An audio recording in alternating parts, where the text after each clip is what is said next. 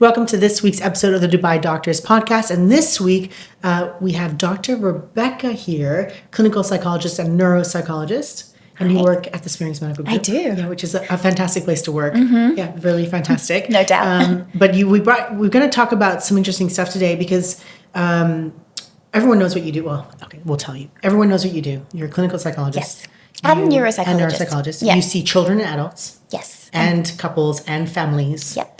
And you cover basically the breadth of psychology. Pretty much. So, yes. And all the different types of treatments like CBT and things like that. Exactly. Yeah, but then the specialty in neuropsychology is where I'm like sort of more of a diagnostician, where I do like ADHD. ADHD assessments and anything related to learning, neurological challenges, things like that. ADHD in adults and children. Yes. So you diagnosed Big Rossi with? I did. ADHD. I was going to say autism. That's the wrong thing to say. Sorry, ADHD. And yes. you were on the Chris Vade show talking about that. Yes, a few that times. Must have been a few times. That must have been an interesting experience. I think next, are you going to do any of the other presenters on there do their ADHD testing? I don't know. There might be a few. They might send over. Yeah, send them over. Send them over to us. send them over. Send them over to us, guys. Because Helen Farmer has been very vocal about her ADHD diagnosis as well. Yeah, so interesting. But we're not going to talk about that today. What we're going to talk about today is, and something that you brought up because I said, what would you like to talk about? Yes. Is the issues around the psychology of longevity. Yeah. Now, I don't think anyone ever talks about this because it's something that until you mentioned it to me, I was like, oh yeah, I never thought about that. Yeah. But tell us what you mean by that. So, I mean, there's a huge obsession with it. I think it's one of the things that is spoken about so much on social media. The word longevity. Biohacking. Living as long as you can, looking as good as you can. And it's such a huge prominent topic amongst celebrities as well. Influencers, the whole social media world is obsessed with that. But of any age too. Of any age. It's like the 20-something-year-olds all the way up to like the 70-year-olds. But exactly, because I'm sure you've had young patients who've come to you who don't need Botox, but who are already ready to have a lateral brow lift or Stick something, needles in me. Yes, make me look younger when they already look very young, and there's no need for it. And so I do get quite concerned with also how young people are being exposed to influences of that particular age bracket, where one of the main things that you see is like the Kendall Jenners and the Hailey Biebers, who are already extraordinarily beautiful women who have money to then also invest in themselves and to look as good as they do. And then they're sitting there with drips, IV drips, and their NADs and peptides, their infusions, and that becomes the trend then. Like, how do I become like them? I want to look like them. I want to be pretty like them. I want to be successful like them. And so I want to optimize myself to be the very best version of myself so I can be like them. And that's the standard that's created as a result of it. The concerning thing, and the thing that, I worry about this because I'm a mother of 2 daughters and they're young now, but eventually they're going to have social media and eventually they're going to be exposed to the things that I'm exposed to as well. And it's hard not to wonder whether I could be doing more. Could I be living longer? My view on these things, though, is I want to live as long as possible so I can be there for my children and their children. And I want to be, a healthy grandmother. And I want to maybe even get to being a great grandmother. And that would be amazing if I could be. I want to be there for their graduations, for their weddings, for their successes, and for their children's, milestones. But do I want to live long so that I could look young in that entire time? Like, is there going to be a time where I'm ready to actually say it's okay that I'm aging? And it's a tough one because I'm getting close to 40, and oh my God, actually next year. Okay, yes, and I'm one of it's those. Not as bad as it sounds. Well, I know. My husband went through he's already well into his 40s and no big deal. But I think for women, there's this association with 40 equals aging. 40 is when you start to go get all these tests done at clinics to make sure that you're well, and you have, I think they say that after 40 is when you're most likely to get to need colonoscopies and various other things. 40 to 45 years old. Yes, and mammograms and all of that. So then you start to think, okay, I'm now getting to an age where my parents were starting to do these things. So now almost my parents' age, if I can call them, being that age, I was too young to know. But and you start to worry that does that mean that I'm going to be aging? Am I at higher risk of cancer? Am I at higher risk of diseases? Could I be one of those people that wakes up one morning and ends up getting diagnosed with something and be dead, 2 weeks later? God forbid. Yeah. So we're always thinking about, okay, how do I live longer? But I don't know if we're really looking at wanting to live longer or just to live longer looking younger. Yeah, and I kind of feel like some of the longevity stuff is a lot about, it's not kind of it's a vanity thing, but it's more like a surrogate for, rather than saying, I want to look good as I age, because it used to be all about anti-aging and like facial anti-aging, which is what you said before. Yes. And now it's about longevity. And I think that's almost just replacing anti-aging, but with the same idea. So I don't think anyone wants to live a long time and look old living a long time. No. I think they want to look good while living a long time. So I'm like, is longevity just another way of talking about anti-aging or not looking older as we get older, but without using that term, because it's not cool to talk about anti-aging now? Exactly, because everyone talks about how we should be embracing aging and want to be one of those that age gracefully. Like I think there was a Pamela Anderson, and she came like makeup free and Botox free, filler free, and looked her age and looked amazing. And a lot of people were saying, yes, we should embrace that. And then there's a whole community of people going, ew, why would she show up to the red carpet like that? I mean, at least put some mascara on. Just do your eyebrows or something. And you have two different worlds. And I still believe that the other side, who are like, let's age gracefully, are still saying that they want to live longer, that they're physically well enough. So I do think that there is a wholesome aspect to it of actually wanting to live long so we can... live long and healthy. And healthy, right? Yeah. For the reasons like I mentioned, which is to be there for our families and our children and to be able to have those experiences and hopefully avoid illness, because illness is tough and no one wants that. And recovery is not a guarantee. And I think the underlying component to all of this is the fear of our own mortality. We're trying so hard to beat cancer, to find cures for things, to put research into things that we can avoid so that people don't have to suffer. But it also means that we're then eliminating the opportunities for things that could happen that could cause us to die. And I think that's the world's goal, is that the fewer the people that die, the healthier we are, the longer we live. But is that what we're meant to be? Is this how humanity is meant to be? Are we trying to biohack our own humanity? Is that okay to do? Well, I think that's what we're trying to do. Not me or you, but people in general. I think so, But I mean, so how is this affecting people's actual quality of life and their psychological well-being? Hugely. Negatively, I would imagine. Negatively, because I think everybody feels guilty that they're not doing enough. That there's those people who are like, how many times a week do you do Pilates? How many times a week do you lift weights? How many peptides are you taking? How many peptides are you taking? Which clinic do you go to for X, Y, and Z? For your hyperbaric chamber sessions. 100%, exactly. Your red light therapy. And your red light therapies, and then you're buying these... and your cryotherapy. And you're buying these like masks and these things and... the supplements and the powders. And it's so expensive. And one of the things I remember was we had a family GP back home in Australia. He was an elderly guy, and he was our doctor for years, and he would always tell me, my mum, like my family, don't worry about taking so many vitamins. You pee them mostly out. Yeah, you do pee them mostly out, that's true. So it's like your body isn't designed to be thrown stuff at it, and then all of a sudden just absorbs everything, and somehow you're better, and you're feeling better. And of course, there's natural things that our body can sometimes become deficient in, as we know, our vitamin D. Vitamin D is also really important for hormonal balancing, which also then contributes to mental health. And so there are things that we should be taking, like magnesium and things that are healthy for us. But going beyond that, when there isn't enough research to confirm that these things actually work, makes you wonder what kind of toxins could you potentially be putting in your body. Is this stuff actually helpful? Or are you convincing your mind that you're going to live longer because you're taking all of these things and spending thousands and thousands of dollars, dirhams, whatever, on this?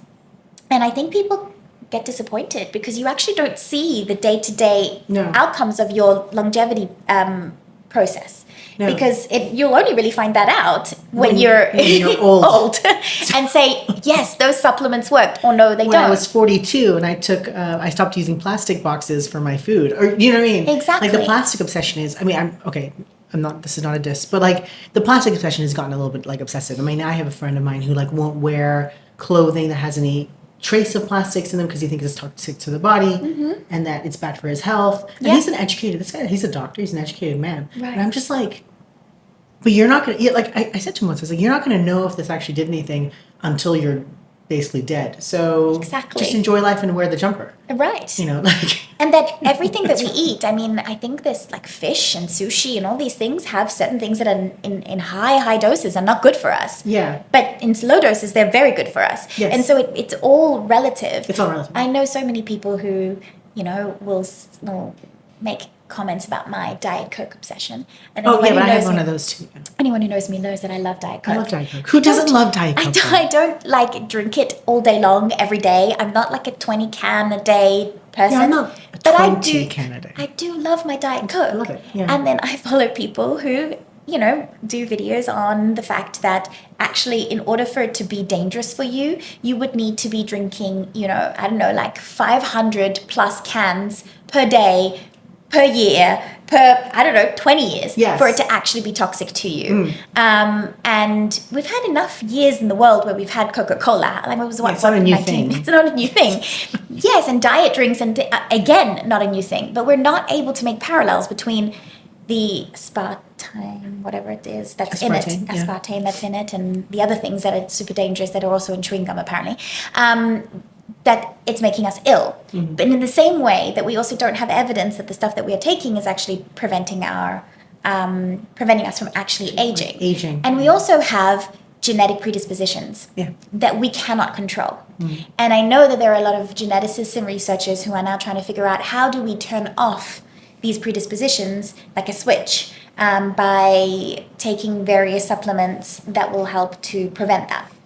And again, even if we try, there are super healthy people out there who exercise, who eat really well, who've never smoked, and who will unfortunately have a stroke or an aneurysm and die by accident, and horrible things happen and we can't avoid them. No. And I think it's because we are so drawn to this need for control in such an uncertain world, in an uncertain life, that what I put in my body, what I use my body for, how I exercise, what I do is going to have longer term effect. So do you think that's the psychological drive behind like someone who uses like 10 different peptides and like Yeah. doesn't put plastic in anything? And Yeah, it's like it's a control thing? It's a control thing. And do you see that more in like patients now than you did perhaps like 10 years ago?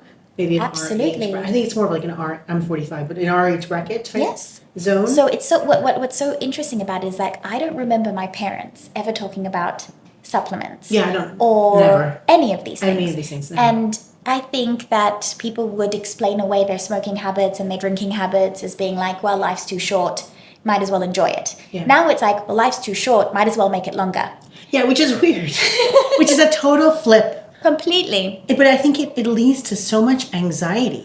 But I wonder whether the anxiety is there because the world is in flux and we are all super anxious about war, economic risks, Instability in every petrol single prices. way. Everything is, Yeah. is chaotic at the moment. And so Yeah. when we try to create calm in our individual worlds, I think we're really trying to put things in like some sort of routine. So if I exercise in a particular way and routine, then I'm ticking a box of like, okay, I'm being healthy. If I don't smoke and I don't drink or I take a break from alcohol, then I'm doing something for my well-being.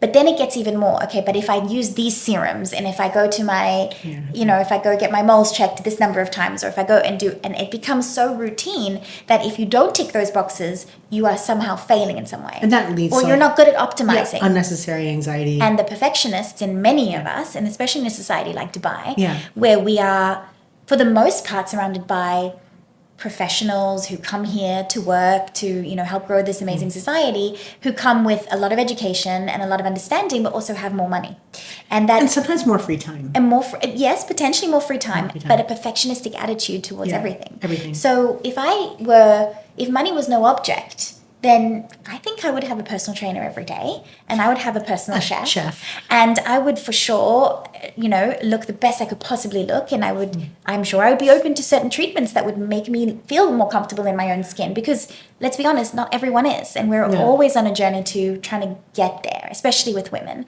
even men. So I'm saying that also, I'm noticing that a lot with some of my clients where many of my male clients also coming to me with concerns around body image, and they're not feeling like they feel comfortable without a shirt on, or if they have scarring from acne and things like that. So we all have it. But I think trying to find comfort in our own skin, accept our own reality of our aging, and know that we have the resources to try to reach some form of perfection, people are going to do it. Yeah, and then this is where, especially in this market, it's, it's right for people to say, okay, well, we have this peptide cocktail that only costs 5,000 dirhams a week. Yeah. And you may benefit from this, but you may not. And it's like, well, what do I have to lose? Exactly. It's Because if not money harm isn't, me. And money's not the issue. And time yeah. isn't really the issue. It's like, okay, great, yeah, I'll try everything. And I have patients who literally try everything. So they'll ask you for the menu. Yeah. Like, what can you offer me? What can you, yeah, and I get that. I'm like, what peptides do you recommend? I'm like, it's not my area. Like, I'm not a peptide doctor. Yes. So it's like, well, I don't know because but you come from a supporting background. I'm like, yeah, but in my, I still don't know because it's not really a thing. Like, I don't know. But I find that it just, and when people are not using certain peptides, it's like, or the peptide thing is a big thing. We're not talking about GLP-1s. We're talking about all those other weird ones that only have like letters for names. And it's a good example because it's something that is quite expensive to do. Yes. It's relatively high risk, but it seems to be easy to get. And there's this mythology around it that it's going to be magical for longevity, and everyone is taking it. But I think the anxiety of like around now, no one knows which one should you take, how long should you take it for. Exactly. Then you've got too many options. There's too many options. And then that creates anxiety for people. Yeah. And then they want this one person, or whether it be an influencer or whatever, or the number of influencers who have said, this is the one to take. So they're going to go ahead and take it. Or this is the best laser to get rid of your pigmentation. Or this is the best, serum. And then it becomes a money-making object. And then I fear that we then get sucked into something that is supposed to be for our well-being and supposed to help us, but actually is designed to control us. And while we're trying to have some semblance of control and freedom in a chaotic world, we are sort of being controlled too. And 100%. the reality of that is quite scary. And I think that some of my very psychologically minded clients will be like, I fear that, the world is being taken over and I have I don't know what's real anymore. I don't know who's real anymore. Like there's a lot of people who question everything and everyone and people's motives, and everything feels salesy. And so they have a lot of mistrust of people, and relationships are a struggle for them because of it. So you've got two sort of worlds of people who are like very trusting and very open and very willing to try everything, and the others who are very, very skeptical and then who close themselves off. So we don't have this middle ground of people that I feel like we, in the good old days of the 80s and 90s, where everyone was sort of just like, as long as you wear a seatbelt. Where don't smoke. It's like just in moderation. Yeah, in moderation. Everything in moderation. Yeah, wear a seatbelt. You'll be fine. Yeah, exactly.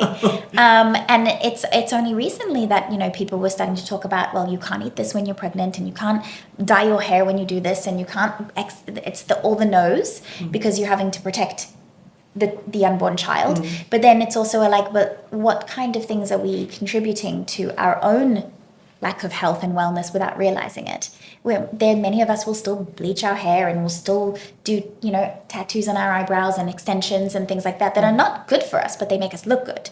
But then you'll balance that out by taking a ton of peptides to be like, well, those chemicals went in, but these good things are coming in, so it's balancing it out. And I think the psychology of it is that it actually doesn't make sense. No, so many things are oppositional in so many different ways, and we have to deal with that. We have to actually understand that it's okay for things to not always make sense, but you also have to trust your gut and your instinct on some of these things. But the longevity thing in itself, I also think that we're looking at the wrong things for longevity, like the biohacking and the looking for almost like a shortcut or an easy solution. I mean, it's like with patients of mine who are talk to me about this, and I, obviously as a dermatologist, it's not really in my area, but as a fitness professional type person, that is in my area. Yes. So I'm like, well, I think you're missing the wood for the trees, because you could be taking all these peptides or whatever, but your body composition is crap, or you don't exercise, or you know what I mean, these kind of things. 100%. And so it's like, well, if we don't have those things fundamentally correct, then you're not going to live a long, healthy life if you're high risk, prone to fracture, and you don't have enough musculature in your upper body. Exactly. And it's like, I just feel like I'm pretty old school, I think, where I'm just not a believer in shortcuts in anything. I'm pretty old school. Hard work pays off. Hard work pays off. But I think in our fields, we live that. But exactly, but as a psychologist, I mean, many clients come to me and they're like, okay, but this therapy or this work that we have to do to get me well again is going to take time and money. But can I just take medication? And I'm not a psychiatrist, so I can't prescribe. But do you get that? Do people actually say that to you? Absolutely. Oh, I didn't think that people said that. Can we give it some time? Because there is a lot of a lot of research out there that shows that, you know, the combined pharmacotherapy, which is the medications, and the psychotherapy, which is the actual talk therapy, is highly effective and has the best outcomes. But psychology as a profession wouldn't exist if it wasn't effective. Yeah, and I'm always encouraging my clients, can we just slow down and not run to the shortcut? Because longer term, if the medication isn't right for you, then you'll be going from one medication to another medication to another medication, feeling exasperated that nothing works for you, only to then realize that actually the only option is therapy.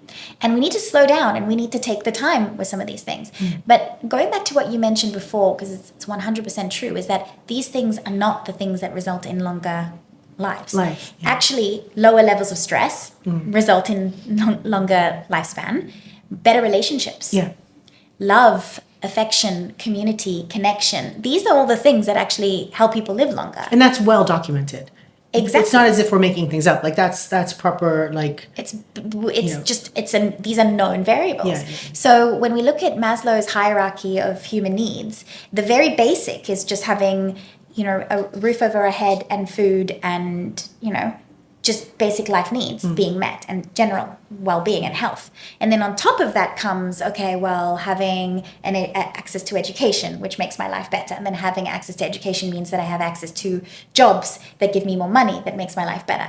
But to get to that actual peak of that triangle, you need sense of belonging, sense of community, relationships, and then you can self-actualize. So if all of that is missing, no matter how hard you build the baseline of like, I've got a great house, I've got a mansion, I've got a big pool, I've got a private chef, I've got all of these things, but I'm lacking in all of the above, then you'll never be happy. And you'll never live long.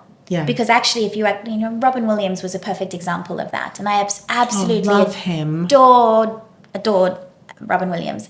And the saddest thing was that he was lonely, he was struggling, he had mental health issues, but he had everything else. And look, most celebrities do. They have everything, but they don't have that.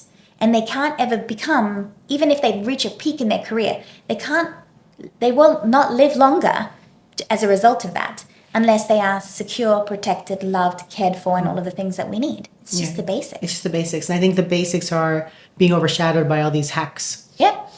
So, but I'm reading this somewhere. Obviously, I don't do a lot of research in this specific area, but that, you know, the sense of community, especially in a place like where we live, like in Dubai, difficult. Yes, it's difficult. People always call Dubai a very transient city, though I find that, like, you've been here a long time, I've been here a relatively long time. A lot of my patients have been here for decades and years, and so that transience, I don't see that so much. And you probably don't either. But in the greater world, there's all this disconnection because of phones and because of social media, and that's, I think we all know that, but it's something that we like to talk about. That actually, and I read a stat somewhere that nowadays people are lonelier than they were 20 years ago. And yet they have more friends on social media. And, you know, we judge ourselves by how many likes we have on our posts. 100%. And, you know, all this stuff makes us all very separated. I mean, I know that I hate having WhatsApp conversations with people. Like, not proper conversations. Like, I'm happy to be like, hey, how you doing? Yeah, good. Well, I'm seeing you at 1:30. Yeah, good. Thanks, bye. Like, I'll have, like, these kind of interactions. But if anyone wants to start getting into a proper conversation with me, I'm like, no. We need to call me. We need to be on the phone, or we need to meet and have a face. We can meet each other. It's like, you know, everyone's like 10 minutes away from each other. You know, when the traffic is 20 minutes. Maybe not Chase Ag Road, but like, but generally speaking, it's like in London. When I lived in London, there was so much. I think London is one of the top, like, loneliest cities or something. I think big cities generally are. And in London, it's just so hard to meet up with people if you all live in different parts of the city because of the way the transportation works. Of course. And then. So what was I? Why was I saying that? But here, it's so much easier. It is, and yet I think people are still so alone because when they're catching up with people, they're doing so at boozy brunches, and they're maybe, you know, at a beach club where it's all about what do you look like, and having those intimate connections with people and really like having deep and meaningfuls actually happen, you know, on someone's couch, you know, when. Like pigging out on takeaway and watching Netflix or something. It's like that's what feels real and authentic, and I don't feel like that's as acceptable anymore. It's not as trendy anymore. There's a really cool show that I like watching on Netflix called Virgin River. Have you seen it? Yeah, I love that show. Oh my God, I want to live there. Right? I'm like, where is that? Because I want to have those views every morning. I love that show. And it's one of those things It's that really tacky. It's really cheesy. It's a cheesy show. It's cutesy. Yeah, bad acting. Terrible, but terrible acting. don't you just want to live in that community? Yes, I want to live in Virgin River. And don't you want to wake up every morning and go for a hike in the woods and then go to like a little community event where you like, I don't know, talk and chat to people and then worry about their little family dramas and whose pie is burnt yesterday. Exactly. And like the things that matter so much in a small little microcosm in a little world, I think it's beautiful. And I love the doctor. Yes. What's his name? I can't remember his name. But he's like Doc. Doc. I think they call him just They call him Doc.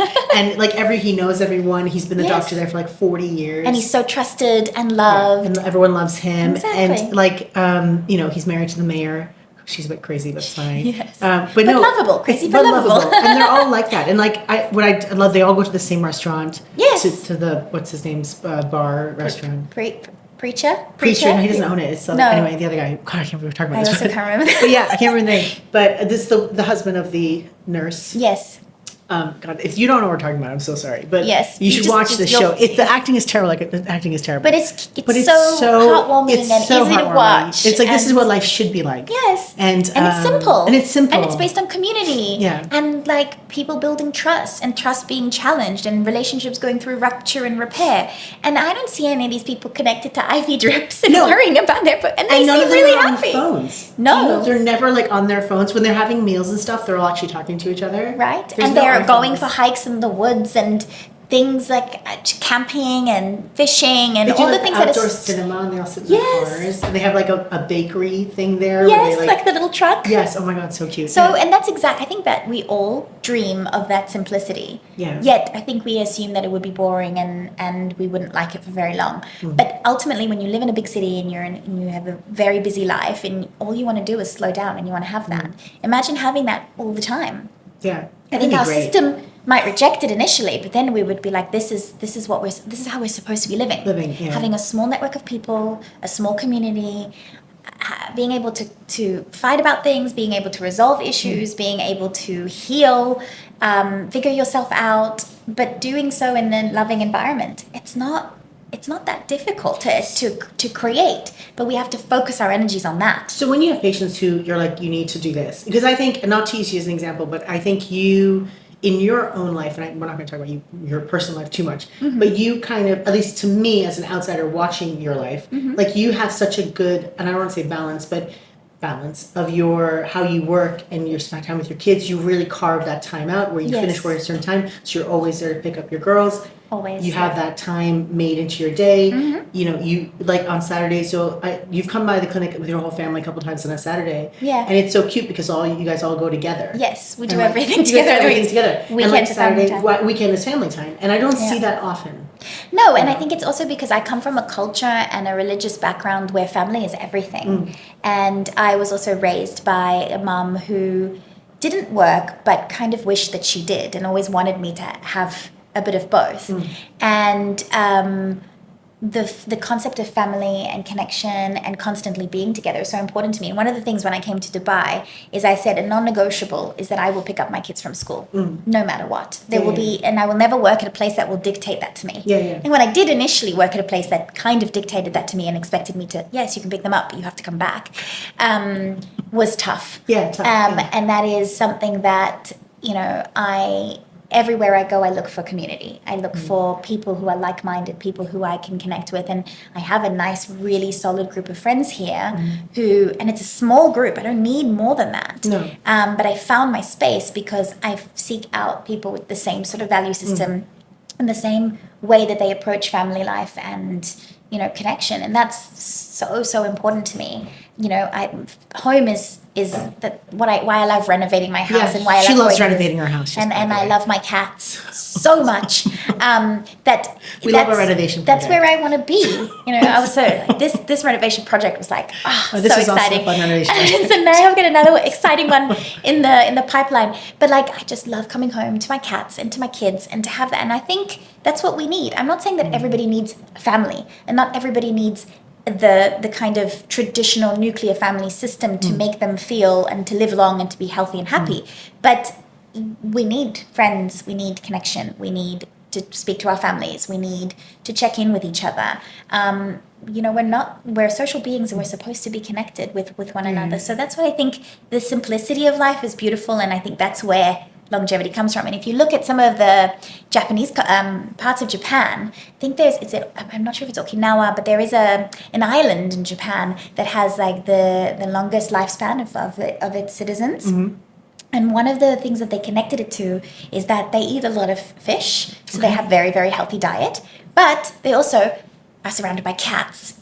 And I did not expect you to say cats. The cat island. The cat island. Yes. And there's something about cats. It's like super therapeutic, and they're very calm, and they're maybe not some of the street cats, but definitely certain breeds of cats are very, very calming, and they're being around them and the purring and everything. Yeah. But it's also just walkable little towns where they go fishing for their own fish, and these people live very, very long lives, and they do simple things, like ice baths and, saunas and steams and things like that, but in nature, not necessarily in these like cryotherapy rooms. Or at the mall. At the mall, yes.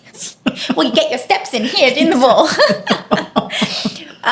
But fundamentally, I think it's really very simple life. And they don't look old, and they live very long, and they live happy lives because their lives are simple.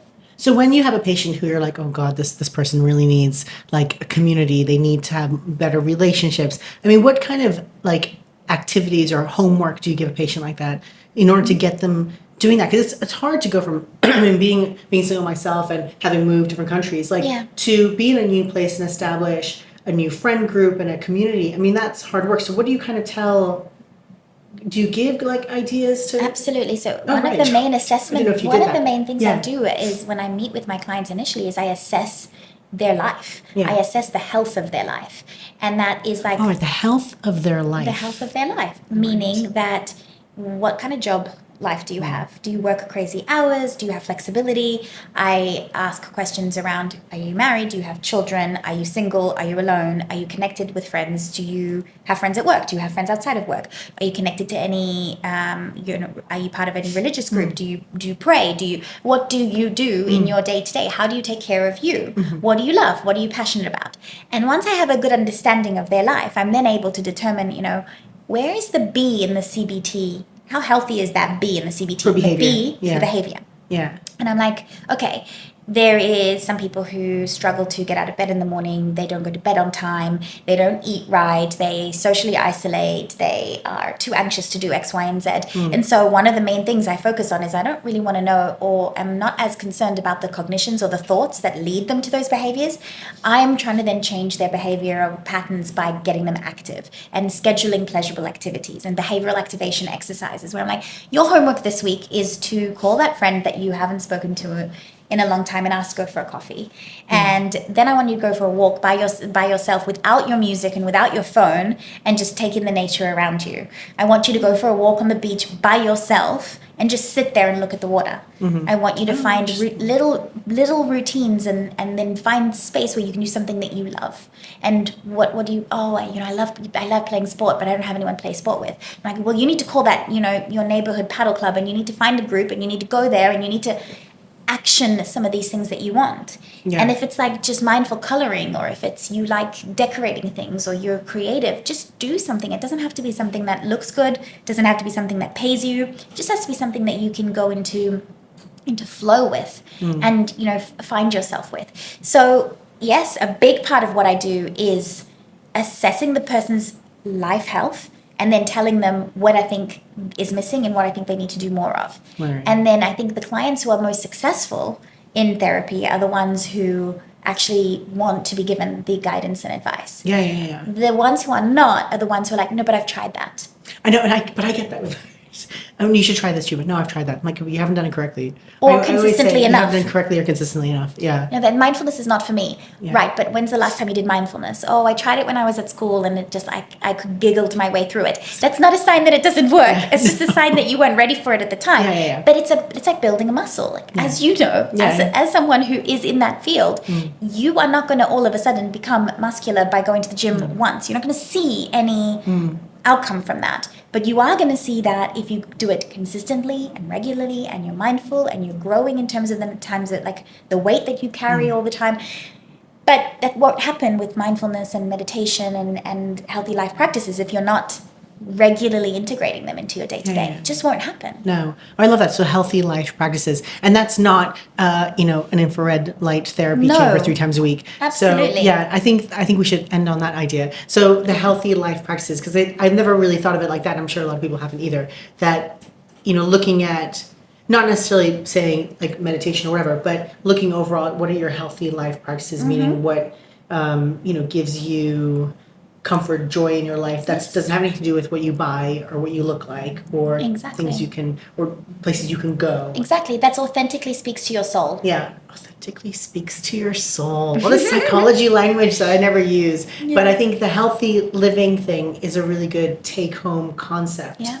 That a lot of people, when you're caught up in life and you're super busy and you have everything to do, you don't really think of that. I mean, for you, I guess one of your healthy living things for you guys and your family is your weekend is family time. Yes. And I can't get over that because every time you guys come here with the whole family, I'm like, I have never seen anything like this. Because it's your husband too. So because often I see children with mothers, but I don't see everyone. But I think I'm also very lucky that my husband is very family oriented as well. So he will not be the type of person who spends his entire weekend at the golf course. Or like on his computer. No. And if he has a very busy job and he drives to Abu Dhabi every day and his weekdays are just focused on that, but he still takes the kids to school every morning and he helps me wherever I need the help. And that's why the dedication to family time on the weekend is always such a big thing. But it's another thing that I'm telling my clients is like, when do you have family time? Yeah. And why is it become acceptable to be away from family over the weekend when that's the only time we can really like have that quality time? So it's the simple tweaks that people do. And I'm saying, don't go to a family brunch where the children are away from you and you're just talking with the adults. Do stuff with the kids because that's the childhood that they will not get back and they won't get a second go at this childhood that you give them. But we also have an opportunity to give our children and our families the childhood or the experiences. They're so lucky in a place like this. Oh, totally. Yeah. We're so blessed. We need to make the most of it. Yeah, totally. And not by escaping the hecticness of our life, but also slow down your life so you don't need to recover from your life on the weekends. Yeah. No, I think that's great. Well, thank you so much, Dr. Rebecca. Thank you. That's all about healthy living, and that doesn't involve peptides or hyperbaric chambers. So thank you so much. That was really enlightening. That's the end of our podcast for this week. Thank you all for listening, and any comments or questions, please put them down in the comments below. Thank you so much for having me. No problem. Thank you.